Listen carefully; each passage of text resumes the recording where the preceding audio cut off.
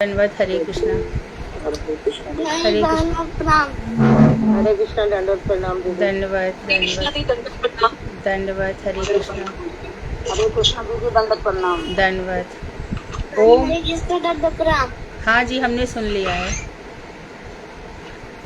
हरे कृष्णा। ओम अज्ञानतिमिरान्धस्य ज्ञानाञ्जनशलाकया चक्षुरुन्मीलितं येन तस्मै श्रीगुरुवे नमः। नमो महावदन्याय कृष्ण प्रेम प्रदायते कृष्णाय कृष्ण चैतन्य नामने गौरत्युषे नमः। हे कृष्ण करुणा सिंधु दीनबंधु जगतपते गोपेश गोपिका कांत राधा कांत नमोस्तुते। तप्त कांचन गौरांगी राधे वृंदावनेश्वरी वृषभानुसुते देवी प्रणमामि हरिप्रिय। तवे वास्मि ना जीवामि त्वया बिना इति विज्ञाय राधे त्वं नये मां चरणान्तिकं। गुरुवे गौरचन्द्राय राधिकायै तदालय कृष्णाय कृष्णभक्ताय तद्भक्ताय नमो नमः। वांशाकल्पतरुवश्य कृपा सिन्धुवेव च पतितानां पावनेभ्यो वैष्णवेभ्यो नमो नमः। श्री कृष्ण चैतन्य प्रभु नित्यानंद श्री अद्वैत गदाधर शिवासादि श्री गौर भक्त वृंद। हरे कृष्ण कृष्ण कृष्ण हरे हरे, हरे राम राम राम हरे हरे। मैं सर्वप्रथम मध्य गुरु पाद में पद्म परमाराध्यतम नेत्र प्रविष्ट ओम विष्णुपाद अष्टोत्तर शत श्री भक्तिदान श्री नारायण गोस्वामी महाराज मध्य शिक्षा गुरु पाद में पद्म परमाराध्यतम नेत्र प्रविष्ट ओम विष्णुपाद अष्टोत्तर शत श्री भक्ति वेदांत श्री वामन गोस्वामी महाराज के अभय चरणार बिंद में अनंत कोटि दंड प्रणाम कर उनकी अति कृपा की वांछा करती हूँ। मैं ग्रंथराज मरी श्रीमद भागवतार मरी श्रीमला तदई रचयिता ओम विष्णुपाद सच्चिदानंद श्री भक्ति मोह ठाकुर के चरणार बिंद में कोटि कोटि दंड प्रणाम कर उनकी अति कृपा की भिक्षा करती हूँ। मैं सभी वैष्णवियों के चरणों में यथा योग्य बंधन अभिवादन दंडवत प्रणाम करती हूँ। तो नाम संकीर्तन की हमारी भूमिका चल रही है और बहुत अच्छी तरह से बताया जा रहा है श्रीमद् भागवत के सभी श्लोकों के आधार पर कि भगवान के नाम संकीर्तन यस्य समस्त पाप प्रणाशनम। 12वें स्कंद के अंतिम जो 13वां अध्याय है उसका लास्ट सेकंड श्लोक में यही बताया है, जिसके नाम संकीर्तन से, जिसका मतलब ये हुआ कि पाप हमसे बहुत हुए होंगे क्योंकि पापों का वर्णन बार बार हो रहा है। तो ये पाप जब महाभारत का युद्ध हो रहा है तो अर्जुन को डर लग रहा है। वो कह रहे कि आप ये पाप क्यों करवा रहे हो मुझसे, मैं रक्त रंजित सिंहासन पर बैठना नहीं चाहता, मैं जानता हूं मेरा धर्म क्या है। और यदि हम सब युवा मर भी गए, पांडव कौरव, इन स्त्रियों का क्या होगा, स्त्रियां व्यभिचारिणी नहीं हो जाएंगी। बड़ी भारी बातें करी अर्जुन ने। तो भगवान ने कहा कि मेरा आदेश है तो युद्ध कर। तो धर्म सर्वधर्मान परित्यज्य, तो कोई धर्म बसता नहीं है। तो धर्म क्यों नहीं बसता, ऐसा क्यों कहा, क्योंकि हर जीव हर साधक अकेला होता है। साधक की जो साधना है वो अकेले होती है। तो साधक की साधना में उसको समझ में आता है। कोई बोल देगा खाली राधा राधा नाम ले लो हो जाएगा, नहीं होगा, नहीं हो सकता। क्योंकि शास्त्रों में गोलोक धाम का एक परिचय दिया गया है। गोपाल का अपनी उपनिषद में बताया गया है। क्या बताया गया है कि वहां पर अष्टदल कमल, उसके ऊपर गोलोक धाम विराजमान है। और अष्टदल कमल है वो क्या है, काम गायत्री मंत्र। और ये काम गायत्री मंत्र कहाँ से निकला, रास पंचाध्यायी से। जगौ कलम वाम दृशाम मनोहरम, कलम और वाम दृशाम से ई लिया, ऐसे क्लिंग शब्द बना। ये सृष्टि का बीज है जिसके लिए श्रीमद् भागवत का प्रथम श्लोक आया, जन्माद्य से यताहा, जन आदि मतलब सृष्टि, जन्म सृष्टि, स्थिति पालन और संहार नाश, ये जिनसे होते हैं। तो उनके जो इसी प्रकार से जो गायत्री है, भर्गो देवस्य, जो देव है भगवान श्री कृष्ण, उनका जो भर्ग है, उनका जो तेज है वो श्री राधा जी है। तो दोनों को कनेक्टेड होके चलना पड़ेगा। एक के बिना दूसरे का भजन सिद्ध नहीं हो सकता, सर्वार्थ सिद्धि योग नहीं होता। और भगवान श्री कृष्ण स्वयं इस बात को कहा 16वें अध्याय में गीता के अंतिम 2 श्लोकों में, यह शास्त्रम विधि उत्सृज्य, जो शास्त्र विधि का त्याग करके मनमाने ढंग से भजन करता है उसकी सिद्धि नहीं होती अर्जुन। तो अनुगत्य की बात कही गई, अनुगत्य से होगा। तो भगवान के नाम संकीर्तन। और एक चीज देखिए बहुत ही महत्वपूर्ण है, जो हमारे द्वादश महाभागवत है वो भगवान का भजन करते हैं, जिसमें नारद हैं, हमारे चारों कुमार हैं, शंभु शिव हैं, विष्णु पितामह है, ब्रह्मा है, शंकर हैं, ये सब भजन कर रहे हैं। अच्छा, इनसे बढ़कर कोई देवता नहीं है। और कभी कभी मानो गणेश जी की बात आती है तो ब्रह्म संहिता में बताया गया कि गणेश जी भी उनके पास जाते हैं और संसार के दुखों को दूर करने के लिए उनसे वरदान लेकर के आते हैं। इंद्र इत्यादि सब उनके अधीन है, ऐसा सब बताया। तो ये सब जो है यहाँ पर भी जब हम ये राधा रस सुधा निधि देखते हैं तो उसके चौथे श्लोक में साफ बताया गया है कि ये जो चारों पांचों हैं, ये सब इनमें उतना प्रेम नहीं है जितना कृष्ण को चाहिए।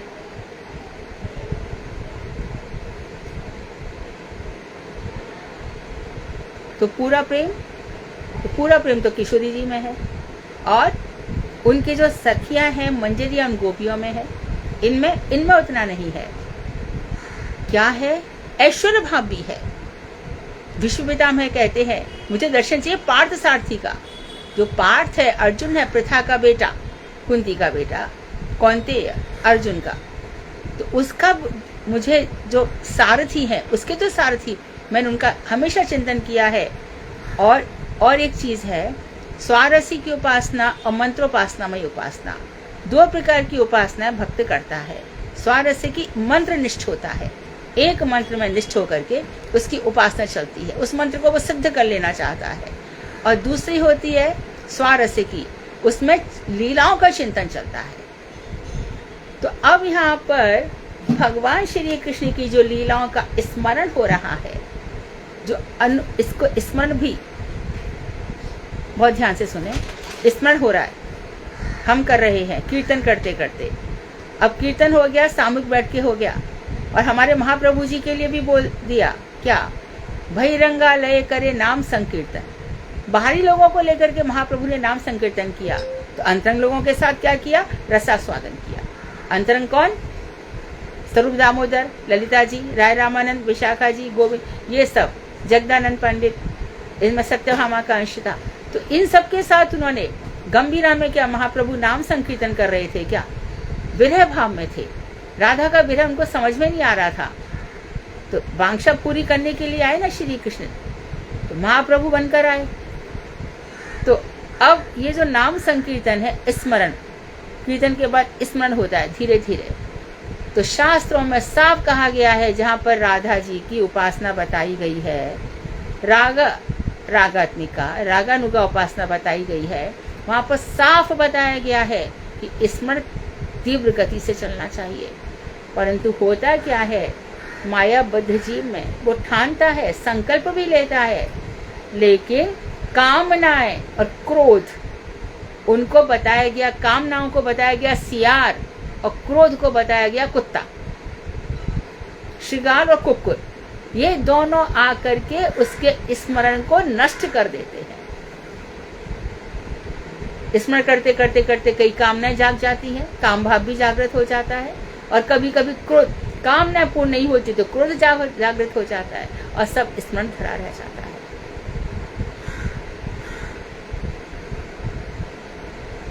स्मरण, अनुस्मरण, लगातार स्मरण चल रहा है। तो नाम संकीर्तन का फल क्या हुआ? कल हम पढ़ रहे थे, परम विजयते संकीर्तनम, संकीर्तन की जय हो। इसके बाद का जो अगला स्टेप होता है वो होता है स्मरण। स्मरण कब बना रहेगा? जब हमें उनकी ही याद हो, किसी और की याद ना हो। और भी बताया कि जब इनका स्मरण बना रहता है, तब हमारे हृदय में स्वयं ही अष्टकालीय लीलाओं का चिंतन हो जाता है। बात करते करते, अभी देखो हम बोलेंगे क्लास खाली हो, समाप्त हो रही है, 4:30 पौने 5 बज रहे हैं, अरे कृष्ण आ रहे होंगे वृंदारण्य से, धूल धूसरित उनके केश होंगे, सारी गायें उनके आसपास आ रही होंगी, गोप उनके साथ आ रहे होंगे, यशोदा जी के महल में बड़ी चहल पहल मच रही होगी, गोपियां सब ऊपर नीचे जा रही होंगी, कृष्ण कहाँ तक आ गए, कहाँ तक आ गए। और फिर शाम को अभिसार करने के लिए चली किशोरी जी। तो इस प्रकार से चिंतन होते हैं। ये सर्वार्थ सिद्धि योग है। और ये कैसे होगा? जब राधा और कृष्ण दोनों का होगा, मात्र राधा राधा कहने से नहीं होगा। ये बात ना हमसे कृष्ण ने बताई, कृष्ण ने ब्रह्मा जी को क्या बताई, और ब्रह्मा जी ने नारद जी से क्या कही, और नारद जी ने व्यास जी को क्या बताया, और व्यास जी ने सुखदेव गोस्वामी को क्या बताया। और उनके पथ से हटकर हम अपने मनमाने ढंग से चलेंगे तो नहीं होगा।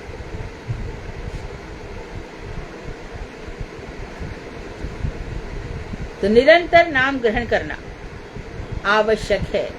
निरंतर वैष्णव प्रांत बता दिया कि पत्थर की भांति दिल कठोर हो जाता है, और यदि अश्रु धाराएं आ रही हैं और देह में पुलक आदि के उदित होने पर भी सब कुछ हो रहा है, लेकिन हृदय द्रवीभूत नहीं हो रहा है, तो इसका मतलब कहीं ना कहीं वैष्णव अपराध है। इसके लिए हमने कल बहुत चर्चा करी। आज उसी के आगे बता रहे हैं कि निरंतर, अभी हमने अनुस्मरण बताया, निरंतर स्मरण करना, निरंतर नाम ग्रहण करना आवश्यक है। तो जैसे देखो, हम मेडिकल साइंस में जाते हैं तो मेडिकल टर्मिनोलॉजी पूरी सीखनी पड़ती है हमें। अब मानो हम इंजीनियरिंग लाइन में जाते हैं तो इंजीनियरिंग की जितनी भी टर्मिनोलॉजी है वो हमें सीखनी पड़ती है। इसी प्रकार से यदि हमें भक्त बनना है तो भक्त के टर्म्स भी सीखने पड़ेंगे। उसमें जितनी परिभाषा दी गई है वो बतानी पड़ेगी। हमारा जो भक्ति का पैरामीटर है वो क्या है? माधुर्य कादम्बिनी। तो बताएंगे कि आपकी श्रद्धा कोमल है अथवा कठोर, अथवा पक्की है या कोमल है। वेबसाइट में का बुद्धि है अथवा व्यभिचारिणी बुद्धि है। वेबसाइट में का निश्चय कर लिया है, यथात्मा दृढ़ निश्चय कर लिया है, अथवा व्यभिचारिणी है, कभी यहाँ कभी वहां वेश्या के समान। ऐसा कृष्ण ने कहा है। तो निश्चय करना पड़ेगा वो। तो ये हमारी टर्म्स है, डेफिनेशन जो दी गई है, ऐसा होगा तो ऐसा होगा। आसक्ति में क्या होता है, निष्ठा में क्या होता है, रुचि में क्या होता है, आसक्ति में क्या होता है। अभी तक इंद्रियों से हो रहा था, भरत जी को लेकर आ गए। देखो, आसक्ति के बाद भी संसार से छूट गया, लेकिन जरा सी हिरण में क्या आसक्ति हो गई, जीवन ही बर्बाद हो गया, सारा भजन साधन चौपट हो गया। इसलिए भक्त लोग बड़े संभल के तलवार की धार पर चलते हैं। इससे मेरा क्या होगा, इससे मेरा क्या होगा, इससे मेरा क्या होगा। जहाँ पर हम देहारामी हुए देह के सुख में, और जहाँ पर हम मनोरामी हुए मेरे मन को क्या अच्छा लग रहा है, अनुगत हमारा चौपट हो गया, तो भक्ति नहीं होगी।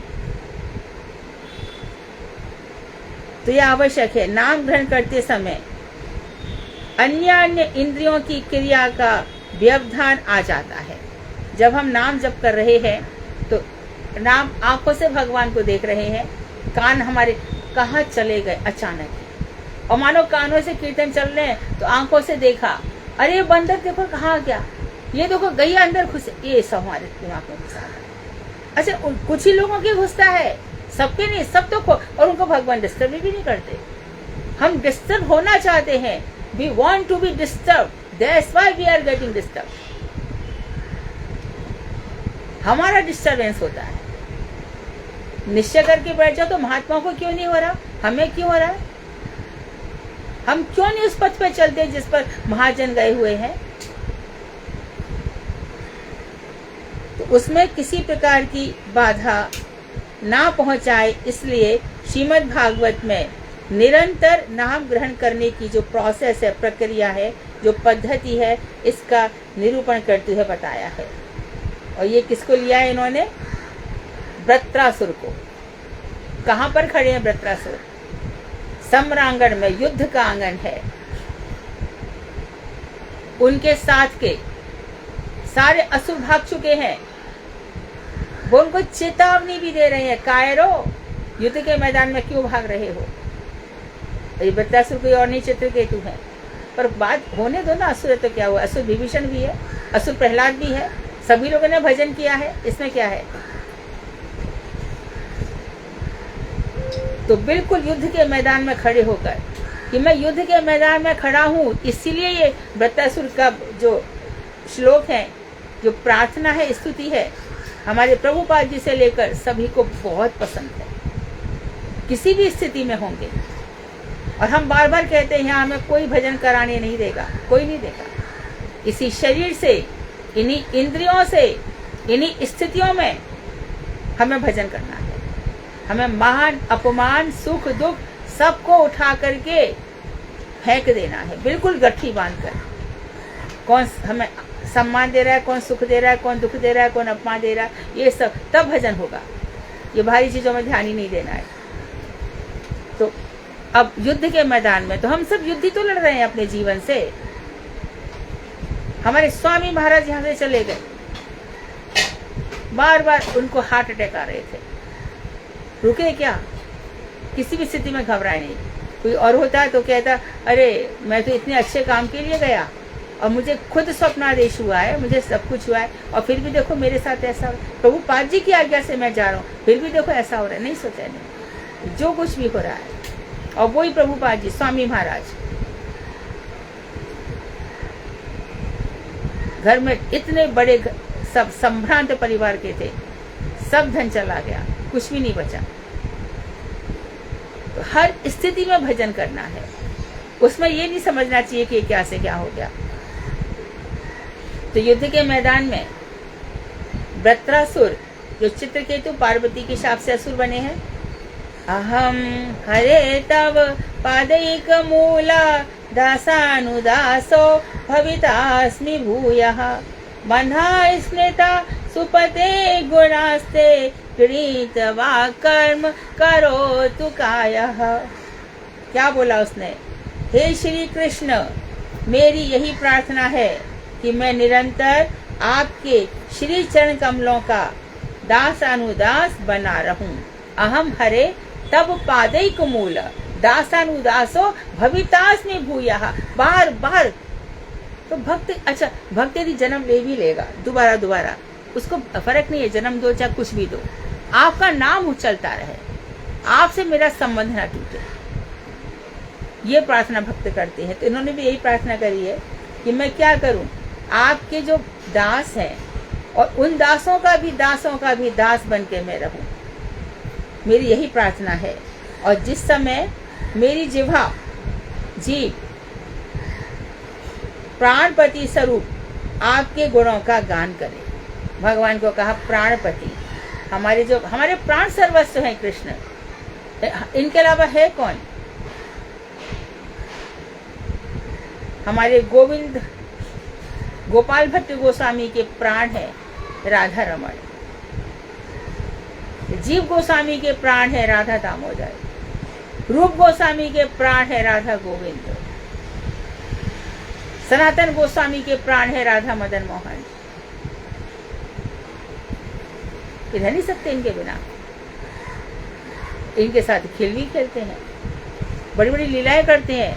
तो पहले बताया कि जितना प्यार होगा हमारा उतना वहां से बरसात होगी। वो बड़ी शर्त लेकर चल रहे हैं कृष्ण, ये यथा माम प्रपद्यन्ते तां सतः भजाम्यहम् है।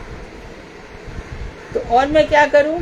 जिस समय मेरी प्राणपति स्वरूप आपके गुणों का गान करे, उस समय मेरा जो मन है आपकी लीलाओं का स्मरण करे तथा मेरा संपूर्ण शरीर आपके सेवा रूप कर्म में नियुक्त हो जाए। तो 4 चीज मांगी। पहले तो ये मांगा कि जो मेरा जीवन है वो आपके दास अनुदास बना रहे, और फिर दूसरा क्या मांगा कि मेरी जीवा जो आप मेरे प्राण प्रति स्वरूप हैं वो आपका गुणगान करती रहे। तीसरी चीज क्या मांगी? मेरा मन जो है आपकी लीलाओं का स्मरण करे।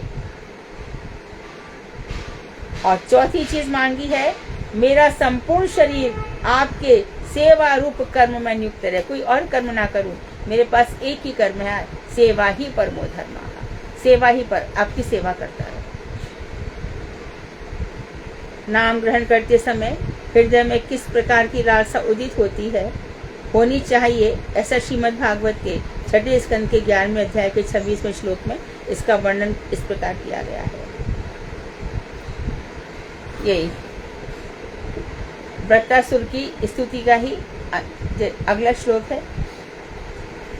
कैसे किया है, कैसे होना चाहिए। अजात पक्षा इव मात्रं खगाः स्थान्यं यथा वस्तराक्षुदार्ताः प्रियं प्रियेव विशुतं विषण्णा मनोरविन्दाक्ष दिदृक्षते त्वाम्। जिस प्रकार बताया, बहुत सुंदर बताया, जिस प्रकार पक्षी जिसके कि अजात पक्षा एवं मात्रम खगा, जिसके उस पक्षी के पंख नहीं उत्पन्न हुए हैं, और ऐसा बच्चा, और जिसका पंख नहीं उत्पन्न हुए हैं और व्याकुल होकर अपनी माता के आगमन की प्रतीक्षा करता है, उड़ नहीं सकता, दाना नहीं चुग सकता। तो इसी प्रकार भगवान की शरणागति कैसी है? इसी समान। हम कुछ नहीं कर सकते, हम आपके हैं, जो करना है करो। हमारी सामर्थ्य नहीं, हम ऐसे पक्षी के समान हैं। अजात पक्ष, अजात उत्पन्न नहीं हुए हैं, पंख जिसके। तो मैं आशा करता हूं उसके बाद फिर और आगे चले। बछड़े बसतरा क्षुदार्ताहा, भूख से व्याकुल बछड़े जिस प्रकार अपनी माता के स्तनपान प्राप्त करने की प्रतीक्षा करते हैं। और दूसरा उदाहरण दिया बछड़ों का। बछड़े पक्षी से भी थोड़ा श्रेष्ठ है। पक्षी तो चलो, अब बछड़े इंतजार कर रहे हैं किसका? माता का। हम भी किसका इंतजार कर रहे हैं? भगवान की कृपा का। तो बछड़ा प्रतीक्षा करता रहता है, माँ आएगी और उसको दूध देगी। इसी प्रकार से हम भी प्रतीक्षा कर रहे हैं कि कब आपकी कृपा होगी। और इससे बढ़कर क्या कहते हैं? किसी अन्य स्थान पर गए हुए प्रियतम के ध्यान में जिस प्रकार प्रिया अत्यंत व्याकुल होती है। तो प्रियतम प्रवास में चला गया है, परदेश में चला गया है। प्रियम प्रियेव विशुद्धम विषण्णा, विषण्णा मतलब बहुत अधिक विषाद से दुखी है, विवल हो रही है, व्याकुल हो रही है। तो एक से बढ़कर एक, अर्थात एक क्षण भी रह नहीं पाती। कैसे? पक्षियों को माता ने पक्षियों को आकर के दाना चुगा दिया, पक्षी शांत होकर के बैठ जाएंगे। इसी प्रकार से इसके आगे मैया ने आके बछड़ों को दूध पिला दिया, बच्चे शांत हो गए। लेकिन यहाँ शांति कहाँ है? यहाँ तो एक एक मिनट में रोदन है, क्रंदन है, आए नहीं, अभी तक आए नहीं, कब आएंगे, कब आएंगे मेरे पति, मेरे प्रियतम कब आएंगे? एक क्षण के लिए भी चैन नहीं है। तो इस प्रकार जो प्रिया अपने प्रियतम के लिए प्रतीक्षा करती है, तो उसी प्रकार मेरा मन आपके दर्शन प्राप्ति की लालसा में व्यग्र हो जाए, ऐसा मेरा मन हो जाए। हो जाता ही नहीं कहा, प्रेजेंट टेंस नहीं कहा, हो जाए, ऐसा हो जाए। ये प्रार्थना है। जैसे कि पक्षी पंख के लिए, जिनके पंख उत्पन्न नहीं हुए, माता की प्रतीक्षा करते हैं दानों के लिए, और बछड़े गैया की प्रतीक्षा करते हैं भूख मिटाने के लिए, और यहाँ पे प्रिया प्रियतम की प्रतीक्षा करती है। इस प्रकार से मेरा मन हो जाए। जिन्होंने भगवान नाम का आश्रय ग्रहण कर लिया है तथा नाम परायण है, नाम निश्चय नाम करते रहते हैं, उन्हें कर्म और ज्ञान सम्मत अन्य प्रायश्चित करने की कोई आवश्यकता नहीं है। मानो उनसे कोई गलती हो जाए, हम कहते हैं अरे मैं रास्ते में जा रहा था, अचानक क्या हुआ, मेरी गाड़ी से एक बिल्ली मर गई, मेरी गाड़ी से कबूतर मर गया, अब क्या किया जाए?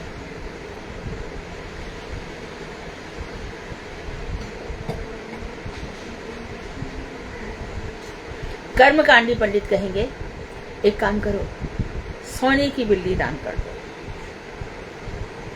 कबूतर इतने लोगों को खाना खिला दो, वहां जाकर के ऐसा कर दो, एक कुआं खुदवा दो। ऐसे कितने सारे ऐसी चीजें बताएंगे। कौन? क्या हुआ? बोलिए ना। ओ अच्छा अच्छा अच्छा, राधिका देखो कौन है। पंडित जी आए।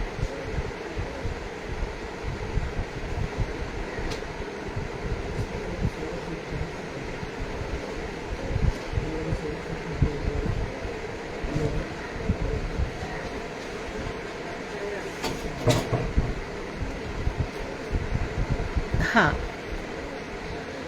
तो ऐसे करके उनको प्रायश्चित बताया जाता है। एक काम करो, सुंदरकांड का पाठ करवा लो। एक काम करो, घर में खूब गोबर से लीप पोत करके एक छोटा सा यज्ञ करवा लो। नाम से बढ़कर ये सब नहीं है। कोई प्रायश्चित, क्या कहा जाएगा आपसे? हरि नाम करो। बिल्ली मर गई है, उसके लिए हरि नाम करो। कबूतर के लिए हरि नाम करो। तो हमारे यहाँ ज्ञान और कर्म संबंधी प्रायश्चित नहीं है, पूरा की पूरा। अब जब सौंप दिया इस जीवन का हर भार तुम्हारे हाथों में, जब जीवन ही सौंप दिया तो अब क्या बाकी है? तो वैसे तो भक्तों से ये सब होता भी नहीं है और होता ही नहीं है, और मानो कभी ऐसा होता है तो नाम धर कर। तो उनको ज्ञान और कर्म की कोई आवश्यकता नहीं है। श्रीमद् भागवत के इसी स्कंद में, छठे स्कंद के द्वितीय अध्याय में इसी का वर्णन करते हुए विष्णुदूत यमदूतों से कहते हैं। तो कैसे कहते हैं? बात तो सही है। अब देखो भैया, अजामिल महापापी, समय आ गया मृत्यु का, 88 वर्ष की उम्र हो रही है, मृत्यु आ गया। और जो छोटा बच्चा है उसकी ये मेरे बिना कैसे रहेगा, मैं चला जाऊंगा। और मृत्यु कहते हैं कि ऐसी यंत्रणा देती है जैसे कि मानो हजार हजार शूल शरीर में चुभ रहे हो, ऐसा कहा जाता है। शास्त्र में ऐसा लिखा है। मृत्यु बड़ी भारी यंत्रणा है। जन्म भी यंत्रणा है। जन्म भी बड़ी भारी मुश्किल से होता है, जिसमें व्यक्ति अपनी सब याददाश्त भूल जाता है। उसी प्रकार मृत्यु भी ऐसी होती है। परंतु हमारे महाप्रभु का जन्म कैसे हुआ? चारों तरफ हरि नाम की संकीर्तन की ध्वनि चल रही थी। भगवान श्री राम का जन्म तो यज्ञ से हो गया, यज्ञ वेदी से। और कृष्ण दो जगह जन्म ले रहे हैं। इनकी सबकी तो बात क्या करें।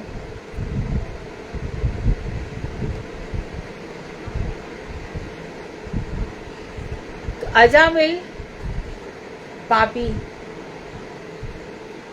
ब्राह्मण था, सदाचारी था।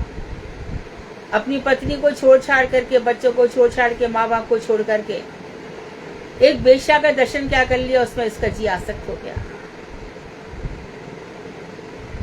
वो कोई नामच हरिदास ठाकुर तो था नहीं ना, जो उसका ही उद्धार कर देता। पतित हो गया।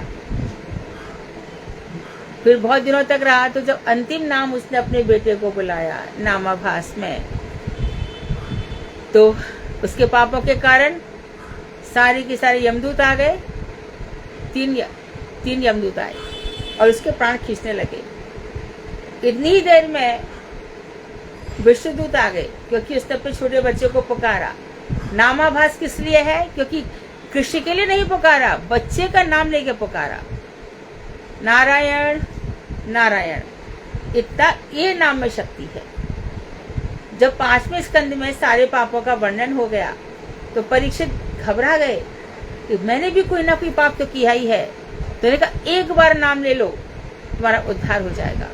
कैसे? तभी अजामिल की कथा सुनाई। तो यमदूत आ गए हैं, ले जाना चाहते थे, विष्णुदूत आ गए। आप इसको नहीं ले जा सकते। क्यों? तो ये कैसा न्याय है? हमको यमराज ने भेजा है, ये पापी है, नरक ही इसका प्राप्य है। आप नहीं जानते हैं, इसने मरते वक्त भगवान का नाम लिया है, इसलिए तो वैकुंठ धाम जाएगा। ये कैसा न्याय है? पापियों को वैकुंठ धाम? तो अपने अपने सब आ गए। अपने अपने यमदूत से कहा कि आपका कैसा न्याय है?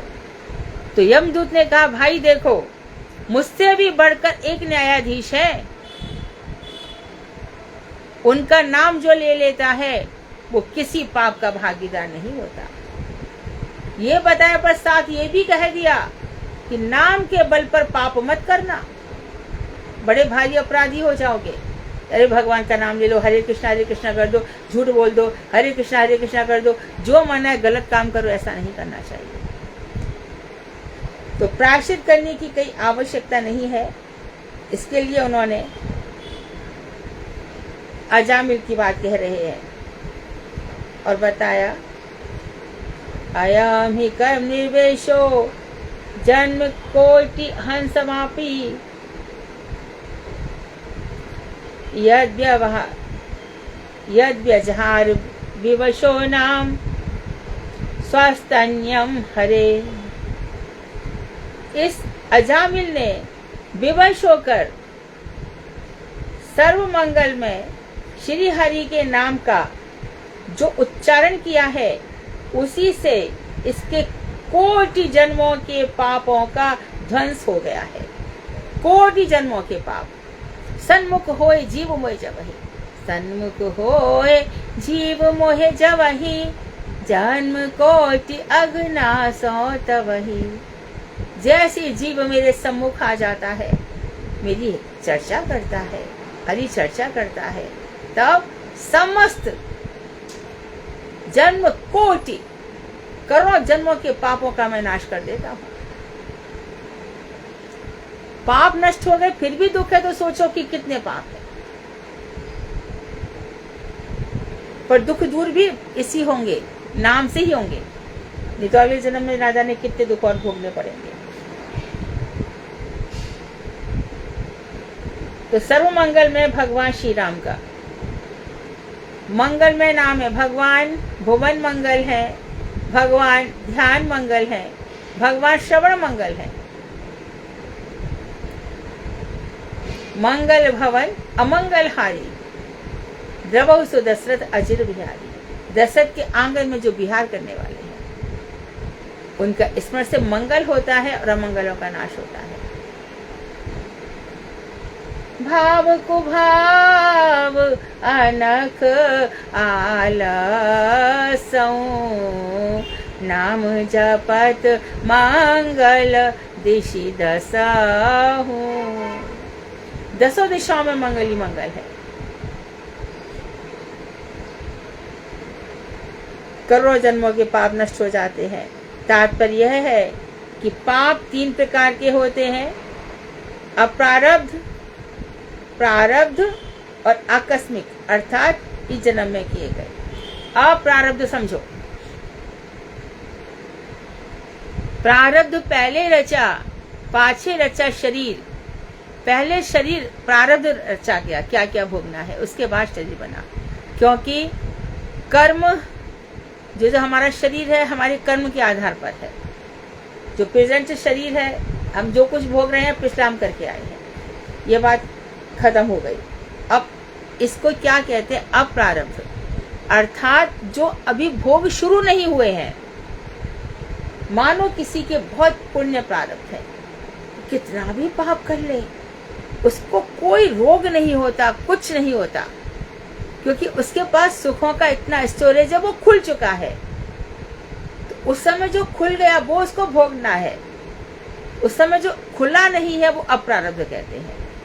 वो जब वो खुल जाएगा तब उसका भोग भोगना पड़ेगा। अप्रारब्ध और प्रारब्ध जो प्रारंभ हो गए हैं, अप्रारब्ध जिनका प्रारंभ नहीं हुआ है, और आकस्मिक अर्थात इस जन्म में जो किए गए हैं। इस जन्म में कुछ अच्छे काम कर लोगे तो भी कुछ बचे जाओगे पिछले जन्म से। कर्म कांड में निर्धारित प्रायश्चित में विशेष विशेष पापों का ही क्षय होता है। कर्म कांड में ऐसा पाप करोगे तो इसका क्षय। और अभी आ जाए भैया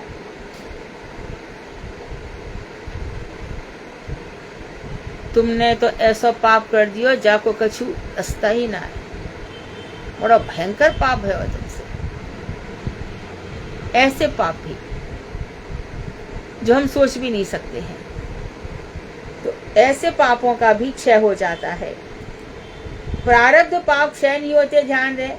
अप्रारब्ध की तो बात ही क्या है।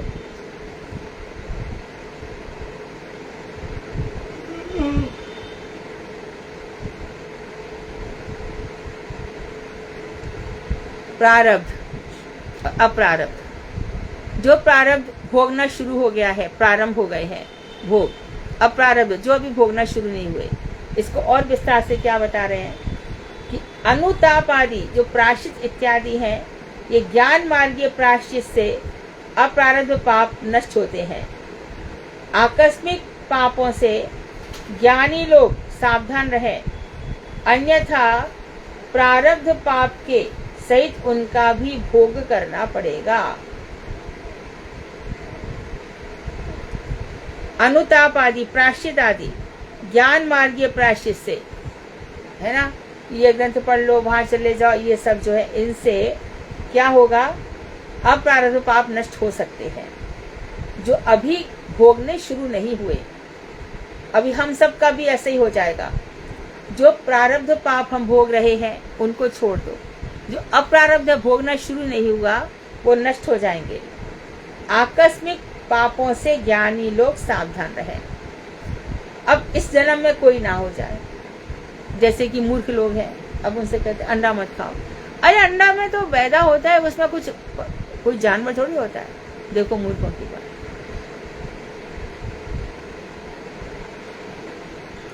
तो ऐसे मनमानी पाप करती है तो उसको भोगना पड़ेगा। अवश्य में भोक्तव्यम, अवश्य में भी भोक्तव्यम। शुभाशुभ कर्म कृतौ शुभाशुभ कर्म, शुभ कर्म अशुभ कर्म दोनों ही भोगने पड़ेंगे। रिजल्ट कब किसका मिलेगा ये खुद कृष्ण ने मना कर दिया है, मैं भी नहीं जानता।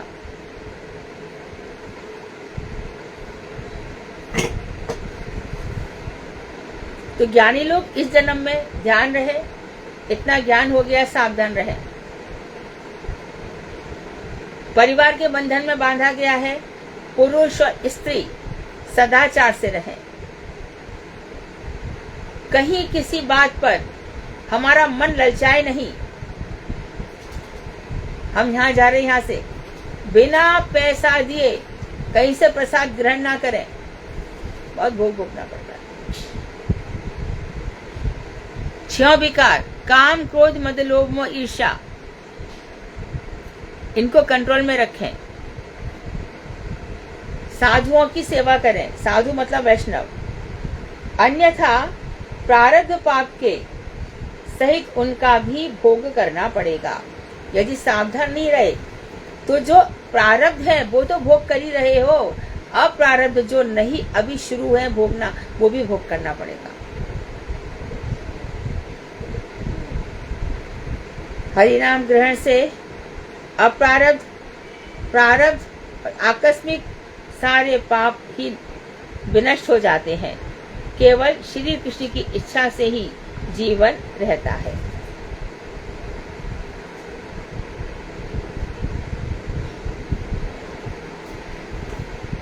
श्रीमद् भागवत के इस स्कंद में देखिए,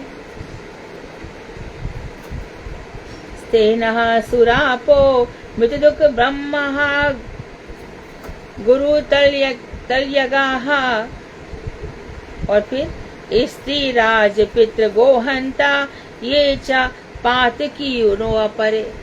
कौन कौन से पातकी हैं और बताया, सर्वेषामप्य धवतामिदमेव सुनिष्कृतम नाम व्यहारण विष्णो यतः तद विषयामति। चोरी करना पाप, देखो क्या क्या है। शराब पीना, कल बड़ी शराब पी गई है ना, सारा की सारा सड़ा सब पेट में डाल दिया। जितना भी सड़ा हुआ था, फलों का रस का था या जो कुछ भी था, जितनी भी गंदी सब गंदगी डाल दी पेट में।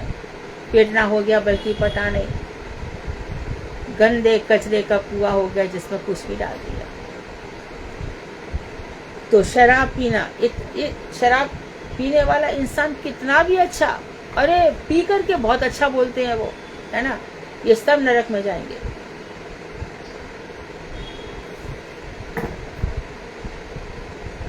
इसमें तंबाकू खाना भी आ जाएगा, रजनीगंधा भी आ जाएगा, और क्या है, पान मसाला, सब इसके अंदर आ जाएंगे, सब। मित्र से द्रोह करना, ऊपर ऊपर से मित्रता करना और पीछे से छुरा भोंकना, मरेंगे लोग। ब्राह्मण की हत्या करना, गुरु पत्नी का संग करना, है तो माँ परंतु उसको गलत दृष्टि से देखना, और स्त्री, राजा, पिता और गाय आदि का वध करना। जो लोग स्त्रियों को मारेंगे वो भी नरक जाएंगे। यत्र नार्यस्तु पूज्यन्ते रमन्ते तत्र देवताः, यत्र ये न पूज्यन्ते तत्र विफला क्रियाः। जहाँ नारियों की पूजा होती है वहाँ देवता रमण करते हैं, जहाँ इनकी पूजा नहीं होती वहाँ सारे कार्य विफल हो जाते हैं। स्त्री जो अपने घर को छोड़ करके आपके घर पे आई है, सम्मान करो, आपको प्रसाद बना के देती है, आपके बच्चों को संभालती है, वो स्त्री के डांटे लायक है?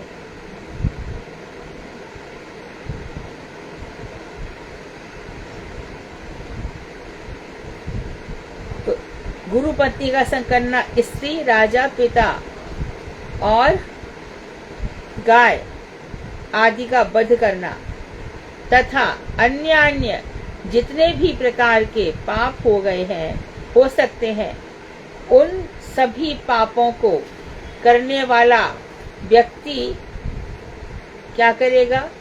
कृष्ण नाम के उच्चारण मात्र से ही सब प्रकार के पापों से मुक्त हो जाता है। इतने सारे पाप करने पर भी भगवान श्री कृष्ण के नाम का उच्चारण किया तो मुक्त हो जाएगा, सारे पाप धुल जाएंगे।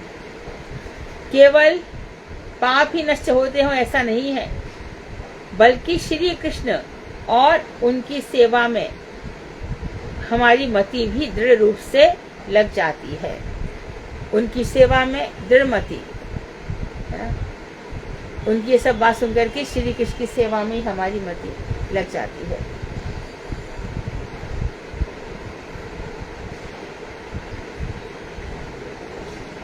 अभी नया टॉपिक शुरू हो रहा है, निष्कपट निरपराध, इसलिए इसके बाद का कल पढ़ेंगे। वांछाकृत गुरुवश्य कृपा सिंधु एव च पतितानां पावनेभ्यो वैष्णवेभ्यो नमः।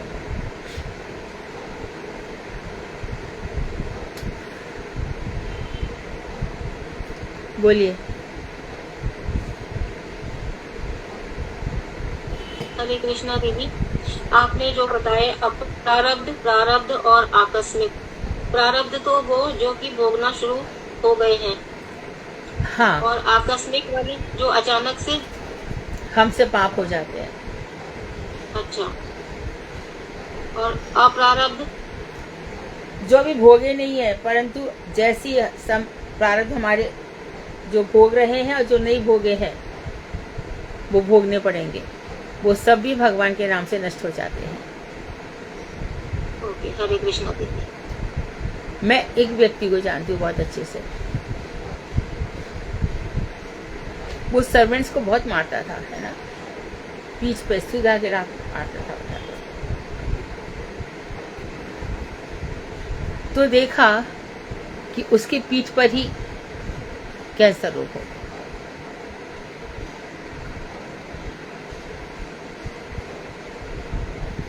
बच नहीं सकते, आज नहीं तो कल भुगतना ही पड़ेगा। YouTube है, पहले पाप जा रहे हैं, फिर पाप निकल गए, फिर पुण्य जा रहे हैं, पुण्य निकल गए, ये चलता ही रहेगा।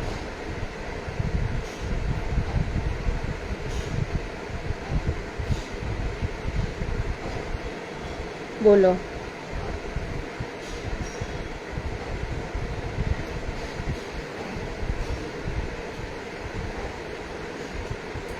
और कोई प्रश्न है?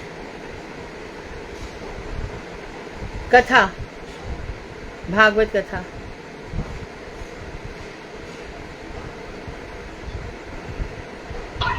सुधा जी दीदी। भारती दीदी कर रही हैं दीदी, आज ये छठा अध्याय फिर से, द्वितीय स्कंद छठा अध्याय। भारती दीदी आप बोलिए। हरे कृष्णा भारती दीदी। हरे कृष्ण हरे कृष्णा, दंडवत प्रणाम दीदी। दंडवत। दीदी आवाज आ रही है ठीक से? अभी तो आ रही है, आगे देखते।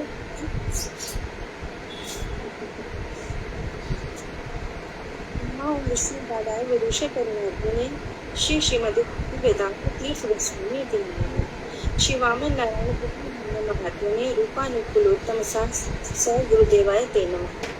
नमः ओम विष्णु पादाय राधिका नारायण गोस्वामी श्री कृष्ण लीला कथन सुदर्शन औदार्य माधुर्य आदि गुणश्च उत्तम वरम वरेण्यम कृष्ण महान नारायण जन शिवसा नारायण रूपिणी श्री श्रीमती मधु गोस्वामी इति नामिनी श्री वामन नारायण कृपा धर्म श्री राधा माधव कीर्तन निष्णाता नमस्ते। नमस्ते ज्ञान विज्ञान रहस्यां प्रदायिनी श्री रूपानुकूलोत्तम शिक्षा गुरु ते नमः। जय भारती आवाज। मधु दीदी के चरणों में मेरा कोटि दंडवत प्रणाम और सभी वैष्णवियों को मेरा यथायोग्य दंडवत प्रणाम।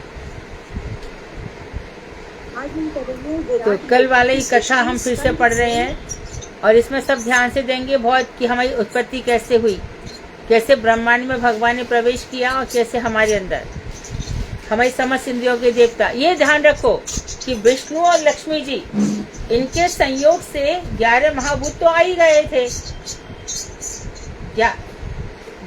10 महाभूत 11 इंद्रियां ये तो उत्पन्न हो ही गई थी। 10 महाभूत कौन कौन से? आकाश वायु जल अग्नि पृथ्वी और इनकी तन्मात्राएं सूक्ष्म महाभूत, ये 10 तो थे ही इस संसार में। उसके बाद फिर और तत्व हो रहे हैं।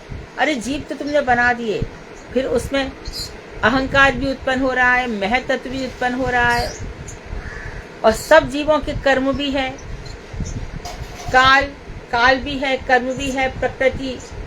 तो इस तरह से बहुत सारी चीजें के भगवान, और उसमें भगवान को सचित कराने में बड़ा भारी योगदान है। हाँ भारती बताइए। स्कंद 3 अध्याय 6 पेज नंबर 451 श्री विदुर और मैत्री संवाद हो रहा है। यहाँ पर उद्धव जी से मिलकर विदुर जी मैत्री जी के पास गए और मैत्री जी ने भगवान के आदेशानुसार विदुर जी को तत्व का उपदेश दिया। सबसे पहले उन्होंने बताया कि सृष्टि कैसे होती है। भगवान कारणोदक्षयी पुरुष के रूप में प्रकृति के प्रति ईक्षण करते हैं और अपनी माया शक्ति अर्थात बहिरंग शक्ति के द्वारा इस दृश्यमान जगत की सृष्टि करते हैं। इस माया से वह तत्व आविर्भूत होता है। जिस प्रकार बीज से वृक्ष बनता है, उसी प्रकार महत तत्व से विश्व की सृष्टि होती है। महत तत्व में विकार होने पर उससे अहंकार की उत्पत्ति होती है। वह अहंकार कार्य, कारण और कर्ता तीनों रूप में अभिव्यक्त होता है और जब अहंकार में विकार होता है तो पंचभूत इंद्रियां, तन्मात्रा और मन की उत्पत्ति होती है। यह अहंकार भी 3 प्रकार का होता है, सात्विक, राजसिक और तामसिक। सात्विक अहंकार में विकार होने पर मन और इंद्रियों के देवता की उत्पत्ति होती है। राजस अहंकार में विकार होने पर 10 इंद्रियों की उत्पत्ति होती है और तामस अहंकार में विकार होने पर शब्द उत्पन्न होता है और इस शब्द से ही आकाश की उत्पत्ति। हाँ, पहले शब्द आएगा फिर आकाश आएगा, ध्यान देंगे, है ना। उसके बाद सूक्ष्म महाभूत पहले आएंगे, फिर महाभूत आएंगे। आकाश के बाद फिर स्पर्श आएगा, फिर वायु आएगी। हाँ बताइए भारती। फिर माया के आंशिक योग से आकाश ने भगवान की इच्छा अनुसार स्पर्श को उत्पन्न किया। इसी स्पर्श तन्मात्रा से वायु की सृष्टि हुई। इस प्रकार हम देख रहे हैं कि पहले तन्मात्रा आ रही है और फिर पंच महाभूत आए हैं। तन्मात्रा अर्थात सूक्ष्म महाभूत और महाभूत यानी पंच जो महाभूत हैं वो।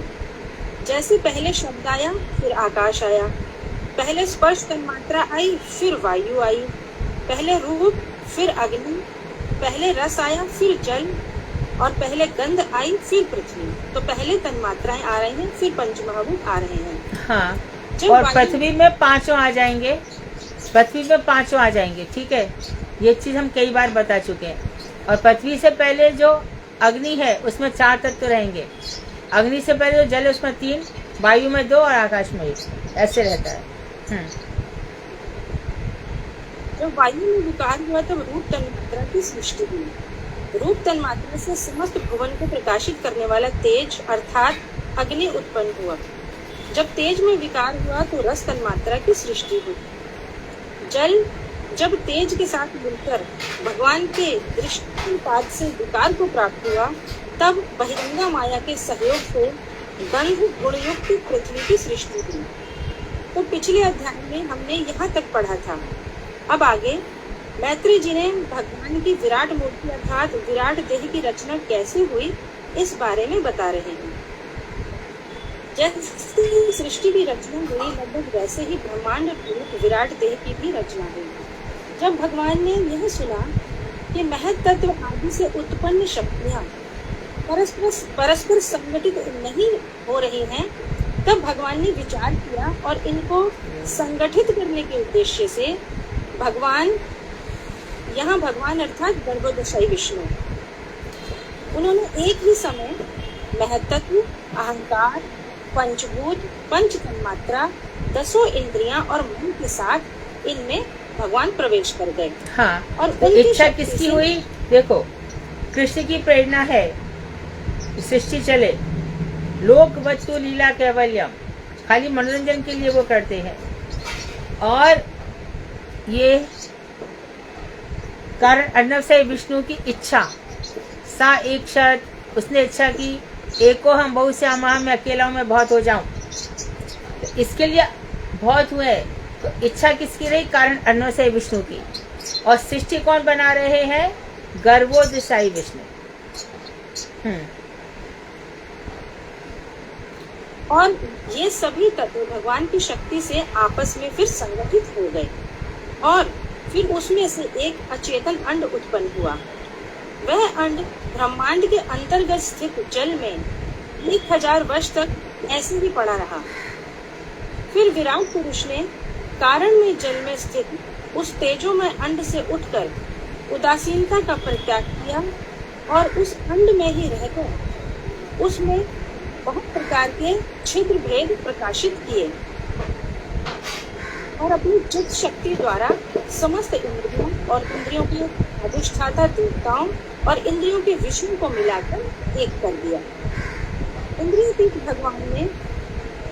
भगवान के अंश कारणों दक्षाई पुरुष ने महत आदि तत्वों की प्रार्थना का स्मरण करके महत आदि तत्वों की विभिन्न वृत्तियों को स्वीकार करने के लिए अपनी चित्त शक्ति द्वारा विराट देह को प्रकाशित किया।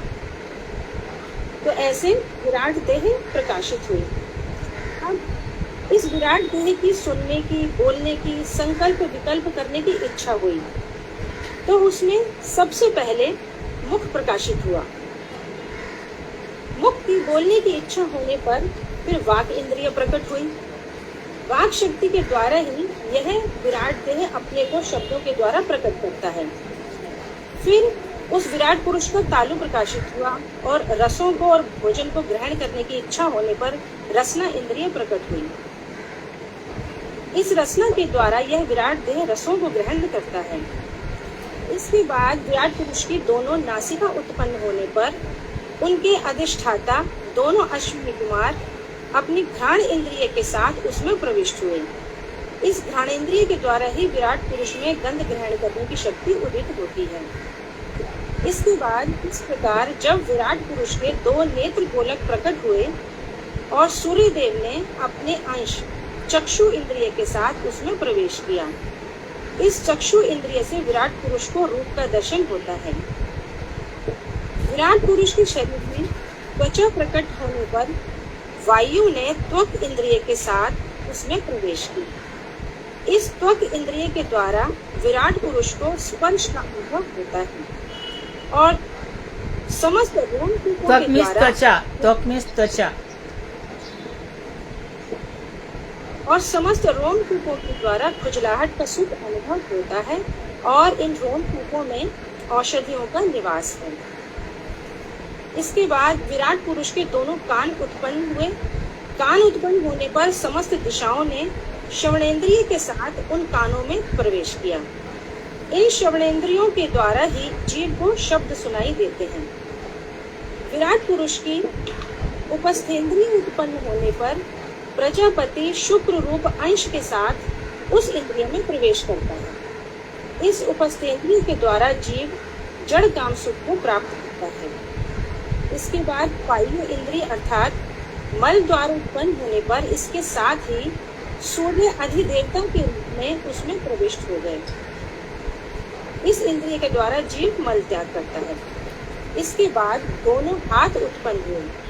दोनों हाथ उत्पन्न होने पर इंद्र देवता क्रय विक्रय आदि अंश के साथ उसमें प्रविष्ट हो गए। हाथों की सहायता से ही जीव अपनी जीविका का निर्वाह करता है। इसके बाद दोनों चरण उत्पन्न होने पर विष्णु अपनी गमन शक्ति के अंश के साथ उसमें प्रविष्ट हो गए। जीव इस गमन शक्ति के द्वारा एक स्थान से दूसरे स्थान पर जाता है। इसके बाद विराट पुरुष की बुद्धि प्रकट होने पर वाक्पति ब्रह्मा जी ने अपने ज्ञान रूप अंश के साथ बुद्धि में प्रवेश किया। फिर हृदय प्रकाशित हुआ। हृदय प्रकाशित होने पर चंद्रमा ने मन रूप अपने अंश के साथ उसमें प्रवेश किया। इस मन के द्वारा जीव संकल्प विकल्प आदि करता है। उन विराट पुरुष के हृदय का एक भाग पृथक रूप से प्रकाशित होने पर विष्णु हृदय के इस भाग में अपनी चेतना के साथ प्रवेश हुए। यदि यहाँ पर हृदय के दो भाग हैं ना, एक में मन पूरा हृदय होता है, पूरा बक्षस्थल होता है ना, पूरा बड़ा भाग, और जो होता है वो छोटा हृदय के जो बीच में होता है। बक्षस्थल पूरा भाग और हृदय होता है छोटा। हाँ जी, तो दीदी इसमें हृदय में ही होगा ना, एक तरफ आत्मा और परमात्मा जो साथ रहते हैं यहाँ वो हृदय में हो गया ना, वो हृदय में। हाँ, जो आप, हाँ जी, जो आप श्लोक सुनाते हो, द्वा सुपर्णा से सखाया, हाँ, समान वृक्षम परिषद समान परिषद जैसे। इसके बाद जब विराट पुरुष का अहंकार उत्पन्न हुआ तब रुद्र ने अपने अहम वृत्ति रूप अंश के साथ उसमें प्रवेश किया। इस अहम वृत्ति के द्वारा ही जीव अभिमान के विषय देह आदि में मैं मानकर नाना प्रकार के कर्तव्य कर्म करता है। मैं खुद कितना सुख भोग लूं, मेरे को क्या मिल जाए, क्या, यही कारण है बस। मरणशील शरीर में बहुत भोग भोगना चाहता है, इसलिए इतने पाप करता है। इसके बाद इस विराट पुरुष के सिर से स्वर्ग, दोनों चरणों से पृथ्वी और नाभि देश से अंतरिक्ष अर्थात आकाश उत्पन्न हुआ। देवता लोग सत्वगुण की अधिकता के कारण स्वर्गलोक में रहते हैं। मनुष्य रजोगुण की अधिकता के कारण पृथ्वी पर रहते हैं और रुद्र के पार्षद भूतगण अंतरिक्ष में रहते हैं। अंतरिक्ष को भूगोल लोक भी कहा जाता है। अब तक यहाँ इस भूगोल लोक में सब रहेंगे, ये अंतरिक्ष के ना, भूत प्रेत किन्नर गंधर्व यक्ष, ये सब अंतरिक्ष में रहते हैं। अब तक बताया गया कि विराट पुरुष की इंद्रियां प्रकाशित हुई और उन इंद्रियों के देवताओं ने उनमें प्रवेश किया ताकि हर इंद्रिय अपना कार्य कर सके। फिर भू भुवा स्व लोक के बारे में बताया गया। भू अर्थात भूमि पर मनुष्य, भुवा अर्थात अंतरिक्ष, वहाँ रुद्र के पार्षदगण, और स्व अर्थात स्वर्ग, वहाँ देवता रहते हैं। अब बता रहे हैं कि उस विराट पुरुष के किस किस अंग से क्या क्या उत्पन्न हुआ। मैत्री जी आगे बता रहे हैं कि विराट पुरुष के मुख से वेद और ब्राह्मण उत्पन्न हुए। भगवान और वेदों के उन्मुख होने के कारण ब्राह्मण सभी वर्णों में श्रेष्ठ और सबके गुरु हैं। फिर उन विराट पुरुष की दोनों भुजाओं से क्षत्रिय उत्पन्न हुए। क्षत्रिय वर्ण चोरी आदि उपद्रवों से सभी वर्णों की रक्षा करता है। उनकी दोनों जांघों से वैश्य उत्पन्न हुए। वैश्य वर्ण अपने व्यवसाय के द्वारा सभी मनुष्यों की जीविका का निर्वाह करता है। उनके दोनों चरणों से शूद्र उत्पन्न हुए। यह वर्ण सभी वर्णों की सेवा करता है। इस सेवा सभी वर्णों की मतलब ये तीनों वर्ण जो है ना, ब्राह्मण क्षत्रिय वैश्य, इन तीनों की सेवा करता है। सेवा करता है और इस सेवा वृत्ति के द्वारा ही श्री हरि संतुष्ट होते हैं। शूद्र से संतुष्ट होते हैं भगवान। शूद्र यदि अपनी सेवा काम ठीक से करता है तो भगवान संतुष्ट हो जाते हैं। शूद्र कोई बुरी जाति नहीं है। ये चारों वर्ण अपनी अपनी जीविका के साथ और श्रद्धा पूर्वक स्वधर्म पालन के द्वारा अपने अपने अधिकार के अनुसार भगवान श्री हरि की पूजा करते हैं। इस प्रकार मैत्री जी ने विदुर को भगवान की विराट मूर्ति की सृष्टि का वर्णन किया और कहा, हे विदुर, उत्तम श्लोक भगवान के गुणों का वर्णन करने शंकर जी और अन्य देवता भी जिनकी महिमा नहीं जान पाते, उन भगवान को नमस्कार। हरे कृष्णा दीदी, धन्यवाद। बहुत सुंदर, बहुत ही बढ़िया बोला, बहुत ही अच्छे से तत्व समझाया, बहुत सुंदर, वेरी गुड। सभी ने समझा होगा कि सृष्टि तत्व जो मैत्री जी ने बहुत अच्छे से बताया। आज तुम्हारी आवाज भी ठीक थी, सब सही था। ऐसी कथा होनी चाहिए। आप सब लोग कथा फिर से सुनेंगे तो जब इच्छा होती है तब ये सृष्टि होती है। सृष्टि में भगवान को ही पहल करनी पड़ती है। भगवान ही सबसे पहले आते हैं तो उनकी बोलने की इच्छा होती है। देखो, सबसे पहले एक क्रम तो याद कर लो। पहले भगवान की इच्छा सृष्टि में, भगवान की इच्छा के बाद देखते किसको, प्रकृति देवी को। यही प्रकृति बहिरंगा शक्ति है। और प्रकृति के बाद कौन आता है, महत तत्व। महत तत्व एक झीनी सी चादर सी होती है। इसके बाद उसमें कुछ उथल पुथल होती है, तब अहंकार। और अहंकार के बाद फिर इंद्रियां, इंद्रियों के बाद फिर सूक्ष्म शरीर, मन बुद्धि चित्त अहंकार। इसके बाद ये स्थूल शरीर। और इसीलिए कपिल मुनि जो है देवहूति में बताएंगे, देवहूति संवाद में बताएंगे, फिर से और अच्छी तरीके से बताएंगे। तो जैसे प्रवेश है वैसे उत्क्रमण भी है। कैसे जीव ऊपर जाएगा, कैसे उसका हो जाएगा। उत्क्रमण के समय किस जीव को भगवान की याद रहेगी, तो भी भगवान के चरणों से सब बता दिया कि शूद्र निकले, जांघों से वैश्य और बाहों से क्षत्रिय और मुख से ब्राह्मण। ये सब उत्पत्ति विराट शरीर से हुई है। तो जिन जिन की जैसी जैसी पोटेंसी थी वो निकलते गए और ये सब उत्पन्न तो हो गए। नेत्र गोलक भी हो गए, कर्णेंद्रिया। फिर यथा अंडे तथा ब्रह्मांडे, जो ब्रह्मांड में है वही अंड में है। तो विराट शरीर का जो शरीर है वही हम लोगों में भी है। तो हम लोग यदि चिंतन के ऊपर शिखर तक पहुंच जाएं तो ये सब चीजें हस्त आमलकवत हो जाती हैं। ये सब चीजें ऐसी समझ में आ जाती हैं। फिर धीरे धीरे जो ऊपर के लोग हैं वो समझ में आएंगे, नीचे के लोग समझ में आ जाएंगे, सही सृष्टि समझ में आ जाएगी। फिर जो भजन होगा ना, परीक्षित को इसीलिए तैयार किया जा रहा है कि पूरा सृष्टि को समझ तो ले, जो सृष्टि में कौन सा जीव है। बहुत अच्छा रहा, इसी तरह से कथाएं बताएं। थोड़े से जो पॉइंट्स रह गए थे वो भी बताती तो और अच्छा था। कीर्तन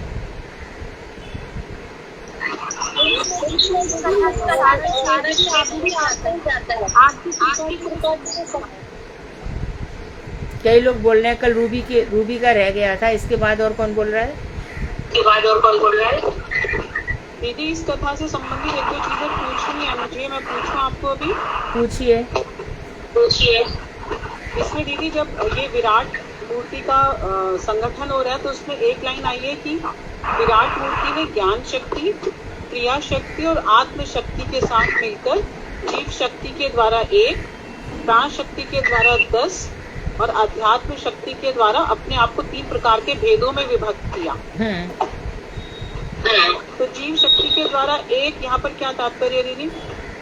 जीव शक्ति के द्वारा तटस्थ शक्ति अच्छा, तटस्था शक्ति है। और प्राण शक्ति के द्वारा 10, तो ये 10 इंद्रियां होंगी ना दीदी? हाँ, 10 प्राण। प्राण अपान व्यान उदान समान। और उसके बाद धनंजय। और कौन कौन से 5 प्राण और है ना? पान, अपान, उदार, समान ऐसे ही आते हैं जो क्रिकस की क्लोज है, ऐसे करके 10 और है, मुझे याद नहीं आ रहे, 5 और है। धनंजय प्राण मनुष्य के अंगूठे में रहते हैं। अध्यात्म शक्ति के द्वारा अपने आप को 3 प्रकार के भेदों में विभक्त किया, तो इसका मतलब वो जो 3 भेद है वो आध्यात्मिक, भौतिक और जो राजसिक तामसिक उनकी बात कर रहे हैं दीदी। हाँ, वही कर रहे हैं। अधिदैव, अध्यात्म और अधिभूत। आगे इसका विस्तार भी आएगा, बहुत विस्तार आएगा। एक चीज और है दीदी, इसमें जब जिस विराट पुरुष के जो अंग प्रकट हो रहे हैं उसके साथ उनके देवता और उनके लोकपाल भी आ रहे हैं, तो उन्होंने बताया कि नेत्र जब प्रकट हुए हैं तो लोकपाल आदित्य आए हैं। आदित्य मतलब सूर्य।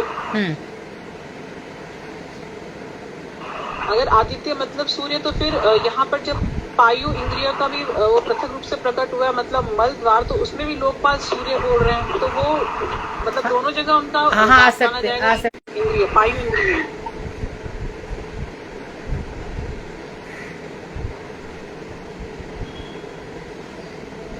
तो देखो, और कौन है त्वचा में जो योगेश जी कुछ बोल रहे हो?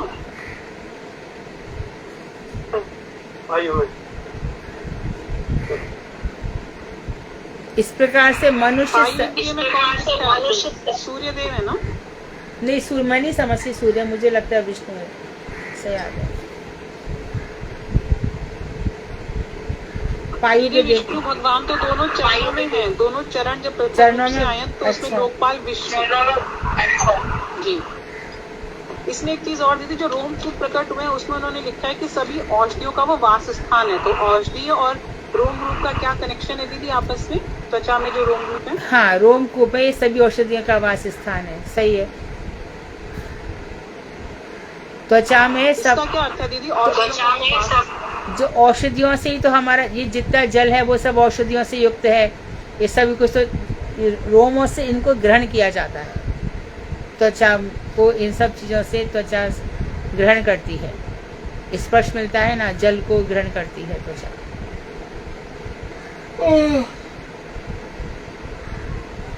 त्वचा रोम छिद्रों से जल को ग्रहण करती है और उसमें औषधि युक्त। तो जैसे ये वैक्सीनेशन वगैरह होता है, इंजेक्शन लगता है, वो भी त्वचा पे ही लगता है। हरे कृष्णा में कीर्तन कर दीजिए। हरे कृष्णा दीदी। दीदी, जो विराट पुरुष में सभी देवता हैं, उनके सभी जैसे हृदय प्रकट हुआ, उनकी आंखें प्रकट हुई, तो ये सभी देवता जो उनमें विराट पुरुष में, क्या ये जीव में भी ऐसे ही होते हैं? क्या ऐसे होते हैं? सभी देवता प्रकट हुए विराट पुरुष में सभी देवताओं जैसे उनके हृदय में प्रकट, हृदय में आए देवता आए, उनके चरणों में आए, नाभि क्षेत्र में आए, तो अलग अलग देवता उनके सभी दृष्टि में उनमें प्रकट हुए। तो क्या जीवों में भी यही स्वरूप होता है? जीवों में भी हाँ, बिल्कुल, जैसे कि विराट स्वरूप सर्वदेवमय है, इसी प्रकार जीव भी सर्वदेवमय है। जैसे कि देखो, किसी की आंखें खराब होती हैं तो उसको कहा जाता है सूर्य की उपासना करो। इस प्रकार से किसी का मन खराब होता है, मन चंचल होता है, चंद्रमा की उपासना करो। ये सब उसके वीक बताए जाते हैं, कमजोर है। तो जीव भी सर्वदेव, जो भगवान की उपासना करते हैं उसकी सारी इंद्रियां शक्तिशाली हो जाती है, सब कुछ चिन्मय हो जाता है, क्योंकि वो अपनी जो ओरिजिनल शेप है, ओरिजिनल अवस्था है, ओरिजिनल पोजीशन, उसको प्राप्त कर लेता है। हम कहते हैं महात्मा में सब देवताओं का वास, गैया में 33 देवता का वास है, गैया की पूंछ में भगवान विष्णु का वास है, या लक्ष्मी का, गैया के गोबर में तो लक्ष्मी का वास बताते हैं।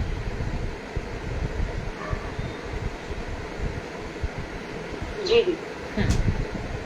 हरे कृष्ण।